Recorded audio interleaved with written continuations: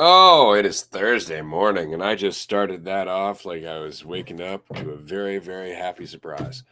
Ah, and it's because I am in a good mood this morning. I am stoked for a couple reasons. Um, the tone has changed on Dualistic Unity lately. I've really enjoyed that. It's kind of like the last 2 years have been the run up to a peak on a psychedelic trip where you're going through all your shit that's between you and the state of relaxation that you are going to be in when you let go of all your shit. And so all of a sudden, I feel like we've been doing this climb and little plateaus here and there, breaks, so on and so forth. But it's like all of a sudden we've just hit a plateau, like a nice, clear plateau where all of a sudden it doesn't have that feeling like we're trying to get somewhere. Or rather, Andrew doesn't have that feeling like he's trying to get somewhere. And what's funny is that I don't have that feeling that Andrew's trying to get somewhere. And so one has to wonder, is that me or him or both? I always wonder about that shit. I really do. Because there's no separation. It's all conceptual, right? Like it's just by virtue of how we're trying to make sense of things. I'll throw this one out at you too, and then we'll get on with the show. Currently in my life, my daughter plays in Fidelium, which we've talked about before, playing quite literally my favorite type of music. Violin has always been my favorite instrument since I was very, very young. There were stories I was told as a kid of whenever my mom, who was pregnant with me at the time, would go anywhere near violin music, they could feel me and see me pushing up against her stomach trying to hear it. I've always resonated with violin. It's always been meaningful to me. It's always touched me right down to my soul. Now I'm at a point in my life where I walk around my house in a day and I hear it being practiced by my daughter, who has worked for over half her life to become as adept as she is. And when she's not practicing at home, I'm hearing her play with Fidelia. And there's just so much of this music in my life. And so it's heavenly to me. But it dawned on me, is it heavenly because I've always enjoyed it all the way back to the beginning of my life? Or have I always enjoyed it because I felt that this was coming and how meaningful it would be? And this is the whole point. We think time only works in one direction, but we don't know that. And physics doesn't back that up at all. Science doesn't back that up at all. They don't know why time only goes in one direction, because it can technically go in both. They don't understand why we can only recall the past and not see the future. But I think we can. I think we do see the future. I think that when we are seeing a new idea, a new invention, a vision of something, we are seeing a possible future. And what are we doing other than reaching into that future and pulling it into the present when we act on that vision? That's a fantastic question because, like, where do ideas come from? All of a sudden, something will just hit you. And the more you're expressing things, the more you're expressing yourself, the more things open up. And especially the less you're thinking about yourself, the more you take in, the more you see. And so, because anything we've done with Dualistic Unity, anything that, any type of video either of us have posted, I've, had different ideas with things throughout my life. And like, it makes sense that it's just seeing the future. It makes sense that it's just, and then it's on you to do it and to have it play out and not know necessarily, but just have a sense, because things don't have a directional component. I've always wondered, just from like a sort of, I don't know, more metacognition or meta level about my life in different ways, and like why certain things play out the way I do, why I have certain tendencies to do certain things, why, there's sort of, it's not that I've never felt like I fit in. Like there have been things that I have fit in to, but it's always been like I've never really felt like I've been genuinely myself, like throughout my life, and starting from a young age, because it's not that we're not, but it's not coming from us so much. Like, we're taking in a lot of factors in our environment in order to figure out, instead of being the environment and putting things out. And there's like a shift in that, it seems like. And it's really like there's so many things that could keep you doing that throughout your life, just taking in the environment and being pushed and pulled nonstop by it, as opposed to being the pusher and the puller, but it's not from a sense of yourself and how you're doing, and a sense of like self-importance. And I was I was on a little wild goose chase getting my gaming remote this morning, finding that, and it was a fun walk. And part of me was like, wanted to start keeping some insights to myself and actually take them in. But it does factor in a little bit to this, just how much I've always kept happening. Like, even leaving my apartment, like seeing how I look in the mirror before I leave.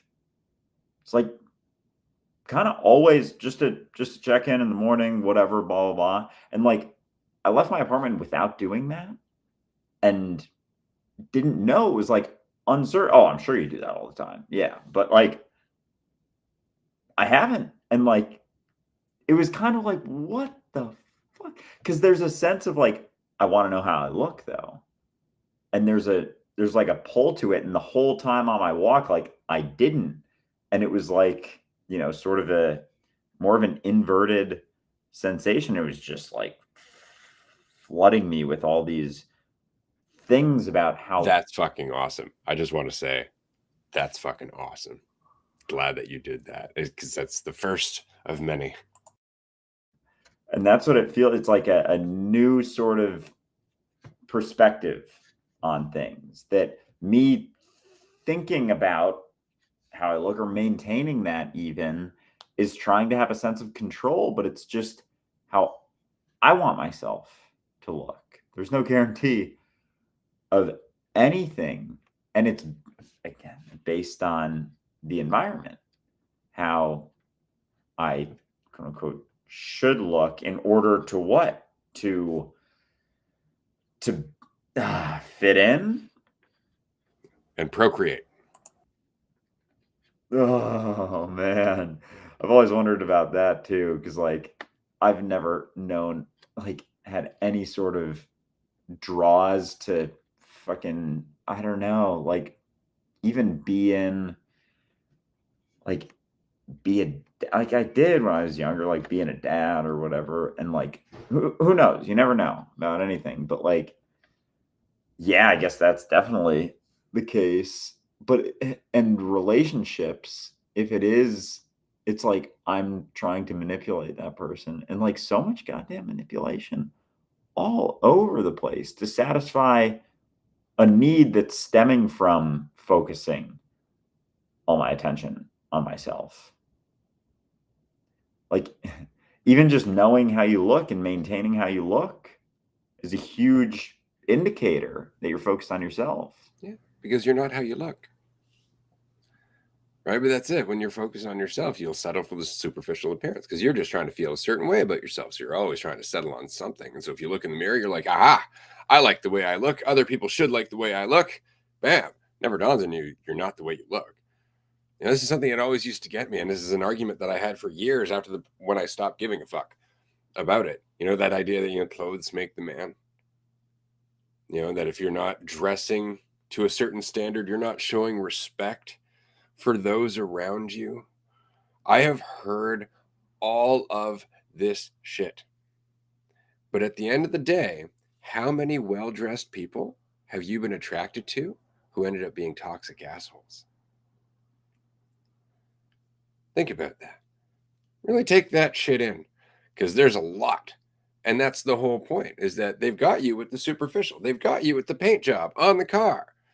The fact that underneath the hood of the car is a fucking melon is irrelevant, right? Because you're dazzled by the look of the car. And that's the whole thing. Like, this is the first, I'll be honest with you, because I've been single now for like 7, 8 months. If somebody is talking to me and they're showing interest, I'm really watching how much they're trying to impress me with how they look, as opposed to just talking to me as a person. Right? Because that's showing you a lot of what they rely on, what they're looking for, what they're going to lean on because of its impact on you. Because that's all very true. That's built into biologically. Like we see something we're attracted to, and our eyes, widen, our heartbeat starts to pick up, like all that stuff. And if you know that and you play in that realm enough, you start to learn how to use it. You start to learn how to use it to your advantage, to once again to fit in, to get what you want, to be happy, so on and so forth. Right? But if you're looking for any degree of depth in your life, that depth has to come from you, which means that you have to be willing for people to look at you and go, well, why aren't you living up to the way I'd like you to look? And you're like, why do you need me to? And all you're doing there is dodging bullets every single time. Every single time, because otherwise it's going to be somebody who's going to want you to go backwards in your trajectory because you're letting go of something that they're not willing to let go of yet. And it's good to be honest about that. It really is. But it's an opportunity to recognize your depth, that you are not your hair, that you are not what you wear, you are not, the type of person you envision yourself to be. You're whoever the fuck you want to be. And if you go out into the street and you haven't done your hair and you're wearing a fucking house coat and slippers and you run across somebody and they don't want to talk to you because of that, that person's probably a dick. Unless you're walking around ranting at the top of your lung, the end is nigh. I mean, that's a little different. When you're in a house coat and slippers and you're shouting about the world ending and carrying a picket sign, different conversation. But if you're just going to the grocery store, and I know I've done this, just walk down to the grocery store. Don't have to get out of your PJs. You don't. And if somebody's not going to talk to you for that, you don't want to talk to that person. You want to talk to the person who's just like, that's a damn good idea. Why didn't that dawn on me? That's a good point. That's a great point. You want a coffee? And then you just shoot the shit. Because why the fuck not? But there are considerations for how you dress and how you look. Straight up. And I'll admit that because we live in a world where that shit's part of what we agree to. Like you get a job, for example, whether you realize it or not, somewhere in that contract, it says that you have to abide by their fucking standards. That's it. That's the hook. And to be able to go in there and go, well, no, I should be able to dress the way I want. You signed a contract. And that is unfortunately the point. They've got a point. They've got a point. You agreed to it. That's kind of the standard with which we live by. It's just that a lot of us don't look at it that way. We don't read the contracts, things like that. Or we settle for jobs where we have to give up those rights and then we bitch about it later. So it's just food for thought. If you're going to go to work and you're going to abide by the contract, sure, dress the way they want you to dress. Rest of the time, dress the way you want to dress. That said, though, where are the fuzzy lines of that contract? Like when they're like, you must wear at least, this much in terms of like a skirt length, or you must wear these kind of pants, no jeans, blah, blah, blah. There's a lot of other kinds of pants. You can fudge with that a little bit and cause them to question their own goddamn lines in the process. It's been a fun rant. Oh yeah, because you can go on the side of it too, like, oh, side like fuck this, and like purposely try to look crazy. Like my hair right now, I had a winter hat on, took it off, sat down. I was like, I moved a couple things because it was like all over on one side. Like I'm not saying I'm like, oh, never even do. So, but like, oh, dude, the fucking superficial, like, mirage we can put on, and how, oh my god, like the manipulation factor is hitting hard. And like, I'll be the first to admit, I definitely tried to do that and like was masking a bit of a fucking needy monster underneath. We all do, buddy. Yeah, I know. Yeah. Oh my god. Oh my god. Just the amount that, like the superficiality, because you've talked about the superficiality, and shout out to our GoFundMe for retreat tickets. If you would like to pitch a couple dollars, $5 even would mean a lot. Help someone who cannot afford to go to a Dualistic Unity retreat to be able to make it to one and have a great ass time. Someone deserving for sure. So For sure. And if you don't see the QR code on the screen because you're listening to this after, go to dualisticunity.com/donate. So yeah, the fucking, because you've talked about like the superficiality of the world, society, and like when I've been more superficial throughout my life, extremely superficial in a lot of ways, and it's hitting me how much just, oh god, because there's no right or wrong way to live, period, end of story. But there are consequences to what you're focusing your attention on. If your attention is focused on you, what you want, how you want to be perceived, how you want to focus, your thoughts are going to reflect that. If you aren't so focused on yourself, if you aren't, like imagine going a week not looking in the mirror, not checking in on how you're doing, not really like, it's interesting too, because someone may think of that as like, oh, you're not taking care of yourself. You actually take more care of yourself when you're not focused on that, because it can become superficial for yourself too. Like on this walk, I straight up was feeling parts of my body that I hadn't felt, because I wasn't thinking about how I looked. There wasn't like a not like a hesitation or like a degree of focus on that, like some degree of focus. And I was able to feel my body a little bit more. Like I haven't been nearly as hungry as I used to get in the past. And like part of that is like, the weightlifting stuff. But in general, even like those hunger pangs throughout, like I can go a while because it's not a focus, and it's not like I stick to some routine of when to eat. It's like, oh, feeling a little bit, depleted right now. Gonna eat some stuff, gonna grab an apple, gonna do this, do that, instead of this sort of rigid, like based on time. Because for me, oh man, there's been a number of things like, and so like it was hitting, and yeah, like I was getting flooded with a lot of stuff on this walk. But like the start of my content stuff, it was very much like a jump into feeling better about myself in a lot of ways.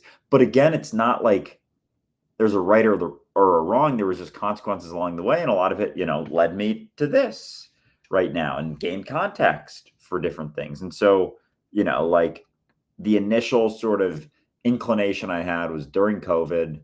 It's like, this is before I started doing content. I was like, not a whole lot going on. Like work isn't super busy right now. Something to do. And I chose try and lose 10 pounds. That was just what hit me. That was my focus. Call it superficial, call it whatever you want. That's what it was.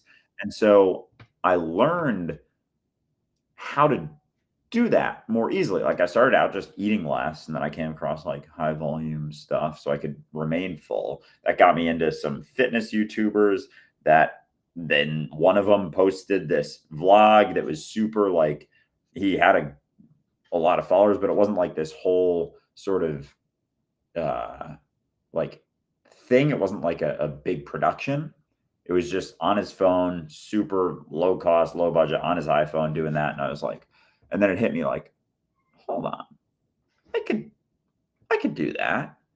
And so I made the first piece of content I ever made was a YouTube video, just like a very basic day in the life, turned into TikTok, turned into, not focusing on that so much, focusing on other things, then started to think about myself differently and differently and differently, and shifting and shifting and shifting. And so even though, yes, it initiated with a superficial focus, that's where I was at. And it was like, because you can't take 10 steps at once, but it does, like, your focus, it's not that, it is that you can do anything you want, but there are immediate repercussions based on how focused on yourself that is, or not focused on yourself, or not focused on what it means about you, or seeing, yourself as reality versus yourself as individual, separate, whose value can go up and down. And so, yeah, like there's just, it's just like an immediate sort of feedback thing depending on that focus, including something like, just looking in the mirror, checking in, trying to do that. Or, yeah, just buying into any sort of focus on yourself.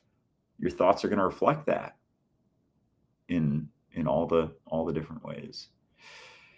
You're all good. Yeah, your connection just went to that little yellow thing real quick. But yeah, no, I'm doing okay. It's just I'm trying to get something that we can share with our audience here, because this goes in line a lot with what we were talking about previously. Just 1 second, and I will upload this video, or not a video, this image, because we've talked about it previously, but we've never actually shown it on the screen, and figured now that we've figured out how to do that, why not? Okay, so here we go. Hawkins chart. So this is Hawkins' chart of consciousness. Now, everybody looks at this as charts of consciousness, but as I've said to you before, I look at it as a map of momentum.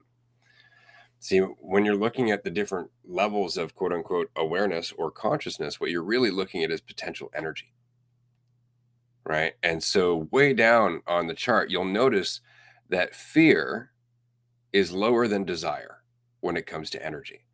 And I always found that really interesting, because what's the big difference between the two?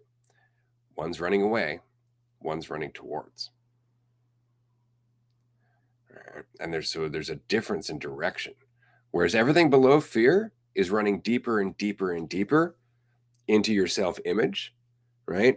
At desire, it becomes trying to do something with that self-image, not just let it pummel you, but actually try to like manipulate it through desire. If I get what I want, it'll make me happy. So now you're starting to move forward, and you're starting to actually get some momentum. And with that momentum, you can eventually get to anger, which is the recognition that you're not always going to get what you want. And more importantly, when you do get what you want, it's not always going to be what you want. It's not always going to make you happy. A lot of frustration goes with that, right? A lot, because then we have to get over this idea that getting what we want is going to make us happy. And we have to get over the idea that our energy, or rather our value, is determined by getting our desire all the time.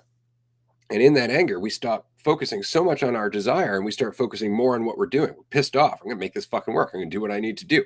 Fuck this noise. I don't need to worry about that. I'm going to keep driving forward. And things start to work out. All of a sudden, we start to succeed in certain things because we're pushing ourselves in a certain direction with a certain amount of force. And then all of a sudden, we start to achieve the things that we were desiring to begin with. And then we start to take pride in ourselves. And all of that is momentum. All of that is energy. But at pride, you can actually stagnate. You can go, look at all of my achievements. I am now awesome, right? And lose your momentum, right? Or you can lose your achievements. And then all of a sudden, you're left with no value at all again, right? Or the achievements start to mean nothing to you, or they don't mean anything to anybody else, and they start to lose value again. And you end up back in the cycle. Or you can let it all go and just accept that life is moving forward. It's not about reward or punishment. It's not about you being more or less. It's just about the steady procession of you going through existence, because that's what you are. And that's where everything changes, is at that line of courage. Because at that line of courage, it stops being about you being more, and it starts being about you being, right? Your relationship with yourself now. And that's why it starts to change into neutrality. And that neutrality then becomes willingness, right? Because after courage, you're like, I'm just going to do it. Fine. This is life. I don't need the carrot or the stick. I'm just going to move forward. And that's not a great feeling, frankly. I mean, as much as it's a very freeing feeling, it's also a very much, well, time to roll up my sleeves and get to fucking work feeling. That's what it feels like. But then you start to hit neutrality, which is, okay, so maybe it's not work if I'm not so resistant to it. Maybe these things aren't as bad as I thought they were because I'm not taking them so seriously. Maybe those people aren't evil because I'm not suddenly thinking of myself as good. And so you start to discover this middle ground, this neutrality. And you see what's interesting here is that your potential energy goes from moving forward to widening, to expanding your presence here and now. Because that's what's really happening at neutrality, is that you are starting to settle into where you are.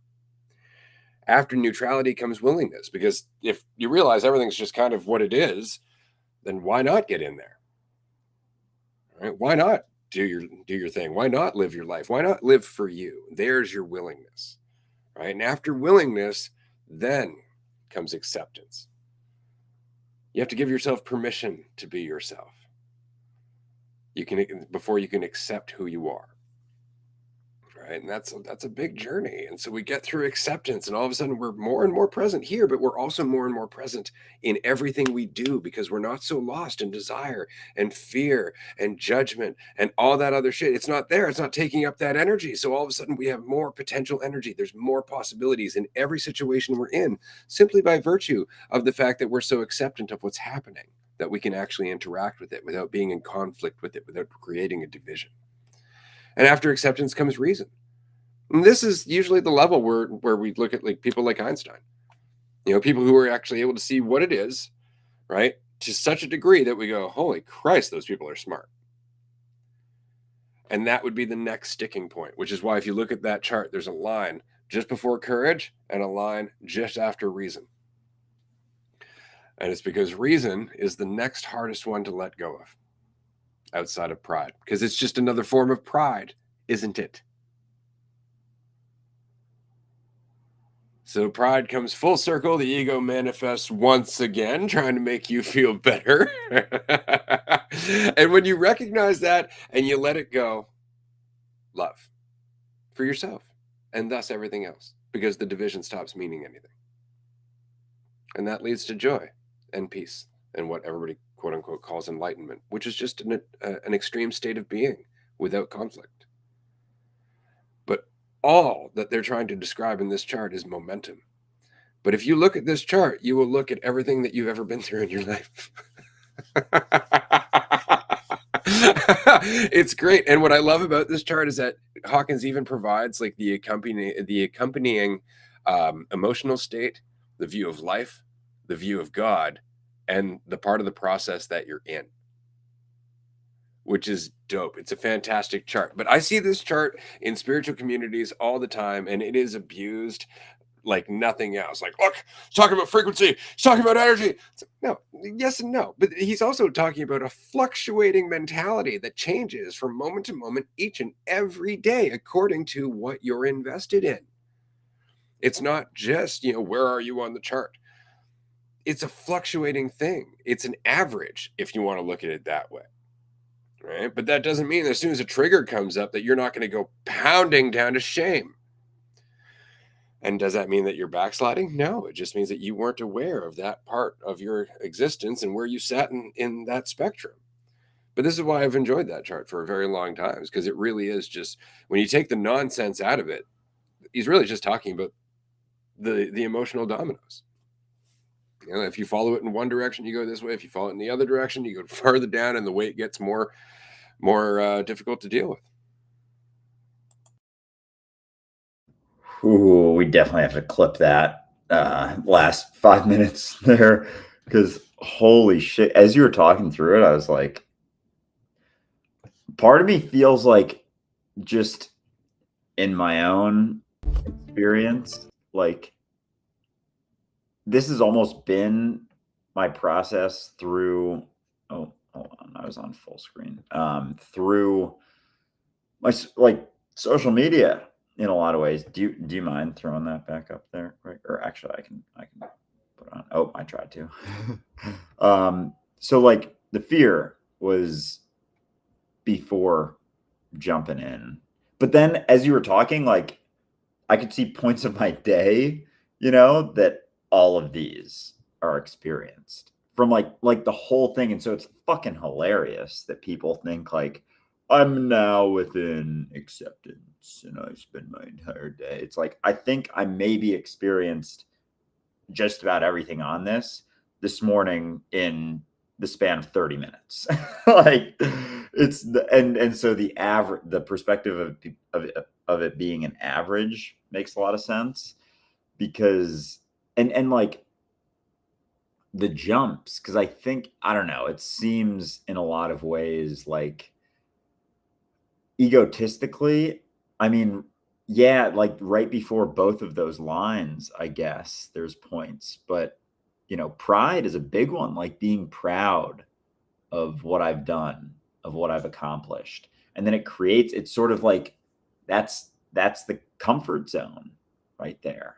Like pride is the comfort zone. Like I feel good about what I've done. I feel good about what I've accomplished, what I've achieved in my life to this point. I'm kind of set.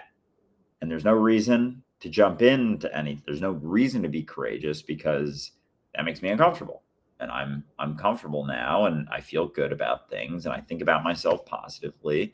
And like, yeah, and it's all focused on yourself. And it's like, even if you're feeling good about things, it's still relative to everyone else. You're measuring yourself. There's still all the shit under the surface, all your stuff under the surface. The reasons, all of the reasons that you're not jumping in to things, all of the self-doubt, all of those things that you tell yourself. And so it's like we just avoid those experiences, those opportunities to jump in. And it's right before that first line. But then as you go, it's like, oh man, that was a great explanation of this chart. And I can see how people get so focused on being in one point, which is funny, but you can fluctuate. And it's like a bell curve, maybe, that you can slide up and down based on what you focus on. And as you don't focus on yourself quite so much, those almost like that whole red part, it's not that it goes away, it's always there in potential when you start focusing on yourself, when you start doing things for yourself, you know trying to have control. Even like a lot of it is illusion of control, is that first whole section. Like I'm even getting up to, I'm proud of myself, I can do something about this, it means something about me. And so it's like a fluctuation of that sense of control, that false sense of certainty, being sure of things. Because even pride isn't something that's a certainty, it's just within yourself. It's just how you feel like you're doing about things. You can be proud of, or say like, oh, I'm proud of you to another person, but even that's like reflective of yourself in a lot of ways, because you think that you are like above, so you're looking down on someone if you say that you're not exactly, like, I'm not saying anyone who's ever said I'm proud of you to someone is like looking down in a sense, but there can be that perspective that like I am at a higher point, and so I look down and say that I'm proud, as opposed to it just being, because you could say I'm proud of you is just recognition for like Respect. Yeah. straight up, like, for sure. But yeah, like this whole thing. So like for myself, I can very much yeah, that fucking orange section up to pride has been like kind of social media for me in a lot of ways, like going from being afraid to going to wanting to do something, to getting frustrated because there was all the frustration still within myself. And there was, a good chunk of my content has a very, an edge to it. And then feeling good about like what I had felt like I accomplished in that, feeling good about myself. And then, but it's kind of within this, whirlpool that, courage is jumping through that Just almost. doing it because. And that's where a lot of what you've been doing lately, is just doing it because, this is what I do. This is kind of, I do it. I enjoy it. Why the fuck not? It adds to other things that I do in my life. And there's that neutrality, right? Where you're like, I could be doing anything. Why not this? right? And it changes. That's the whole point. Why not this? But that means switching it up too, having the willingness to get outside the box, which brings us back to the gaming segment that we're going to start on Dualistic Unity, where we're just fucking around playing. Likewise, on Wednesdays, we jump into the Discord lounge now and we play chess. Apparently, we did that yesterday. That was a lot of fun. But that's the point: is that now you're at a point where you're not trying to be anything, so just be, and express that. That's courage. Recognizing it's for you, that's acceptance and willingness. And then just watching the ripples, that's reason. Without needing to control them. And then beyond that comes love, which is the acceptance that you're spending eternity with everyone. We're all in this together. And that is the reality of love. It's what remains. It's not an action. It's not you trying to do something for your purpose or to save anyone or blah, blah, blah. It's what remains when you're at peace. And that's all this chart is ever trying to communicate. It's all this chart has ever been trying to communicate. It's the reason that Hawkins wrote so many fucking books about this chart. Like lots. There's lots. Okay? And it's just because everybody wants to oversimplify it. Everybody wants to make it down to an instruction manual. And it's not like Hawkins himself didn't start looking at it that way towards the end. But the fact is, if you look at this for what it is, it's fascinating, especially given that this entire chart was created using muscle testing, meaning they asked the body yes or no questions. On a scale of 0 to 1,000, anger is higher than fear? Yes or no? And that's how they created a logarithmic chart. Because again, this is not, a linear chart. Like when you're looking at energy levels, you need to understand that 2 is way higher than 1, right? Like 201 is logarithmically larger than 200. It's a huge chart. That's why towards the end of it, you see how fast it spikes. Like the energy levels, all of a sudden, they're just massive jumps, massive jumps. And it's because of that, because you are gaining that much more momentum and, again, potential energy. Hawkins went on to explain also that a single human being resonating at like 400, and again, don't use that number like it actually matters, actually balances out a large number of human beings that are resonating at 50. So to expect there to be an equal balance just doesn't make any sense because, again, you're looking at the symbolism. Before we go any further, because we only have 5 minutes left, I did want to announce we gave the ticket away that we all fundraised for on Monday in the Monday Marathon. We gave it away to somebody who, frankly, just fucking deserves it. They had submitted an entry to our video contest, and that entry was amazing. It was really good, and we were sorry that they did not win the contest, and so we were very, very grateful for the community managing to bring this person to the community, or managing to bring this person to the event. That said, I would like to show you the video that they submitted. So here we go. There is no good or bad. There is no right or wrong way to be. I used to think that if I just stuck to my New Year's resolutions, stuck to my plans and goals, that I would become the best version of myself. But what is this best version of myself except this idea I've created in my head? A fictional benchmark that I'm using to judge every little thing that I do. We're like driving into heaven right now. It's only when I let go of how I think things ought to be, how I think I ought to be, that things start to come easier. When I can embrace the uncertainty of who I am, when I can embrace the uncertainty of life itself, and hold less tightly to my judgments and expectations, the world begins to open up. Get it? And suddenly I'm free to do and be whatever I want. Because there is no good or bad. There is no right. Ooh, I love that video so much. No, I love that video. And no, like anyone who's ever made a video and posted on social media, like that is a lot of work to take all of those clips, match them together. So yeah, Lily, holy shit. Kudos to Lily, who you can find on TikTok at LX Fears. Check it out. Absolutely love that video. Thank you so much. Stoked to see you in California. That said, as Andrew mentioned earlier, we are still raising money for a second retreat ticket. if we can do it. So feel free to go to dualisticulunity.com/donate, or just click on the little QR code there. We've actually had people donate far beyond where we were for the first ticket. We've raised an extra, I think, $385 towards the next ticket. So we're well on our way. We're almost a quarter of the way there.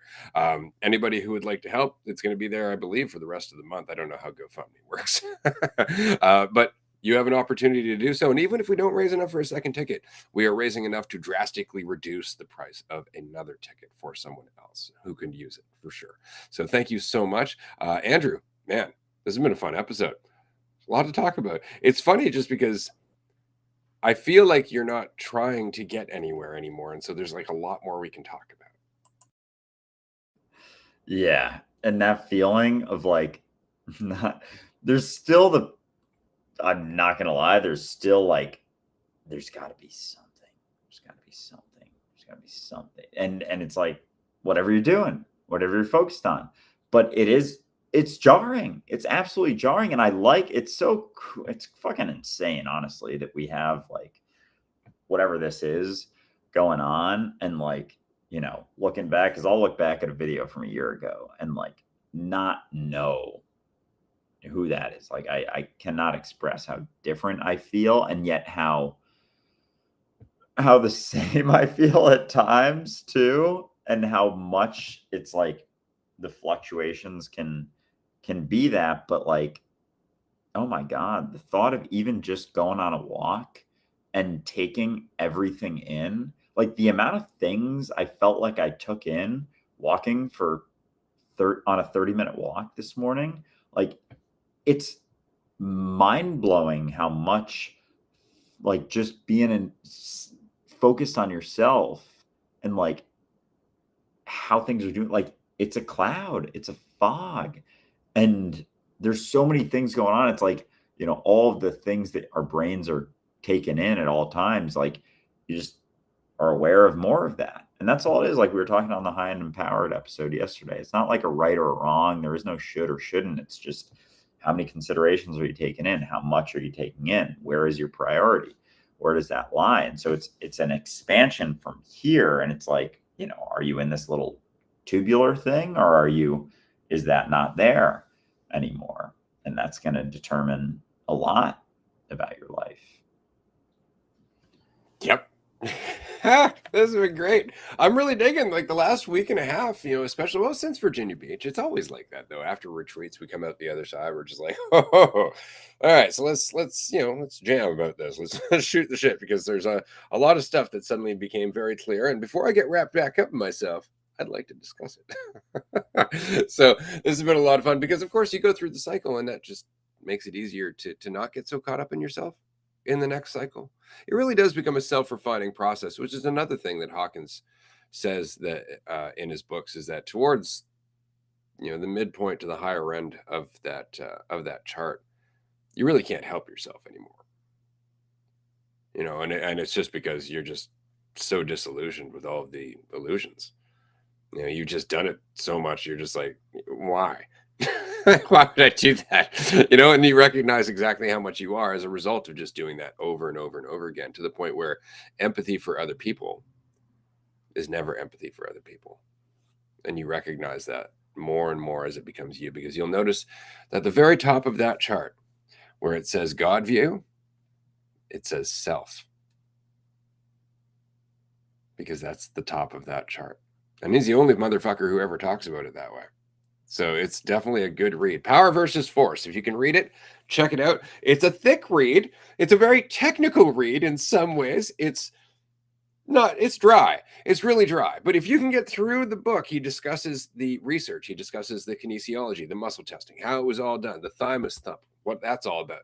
There's a lot that went into this research over tens of thousands of people over years and years and years to create this fucking chart. It's amazing. After you read Power versus Force, there is a series of follow-up books that talks about the chart in more detail. They actually go into each and every level and talk about what it is they're communicating there. Well worth the read if you would like to check into it, but do so with a grain of salt. Hawkins himself got a little bit high on himself towards, in doing all of this research. He really started like boosting himself up a little bit more than I was comfortable with reading. But the research is solid. The chart is solid. take what you can from it. That's it. We're at the end of today's episode. We're going to continue on Patreon. It's a tier 2 call today, which I'm sure is going to be fun. And then we're going to explore the possibility of live streaming this afternoon and possibly playing a video game. Fuck yeah, I'm excited for it.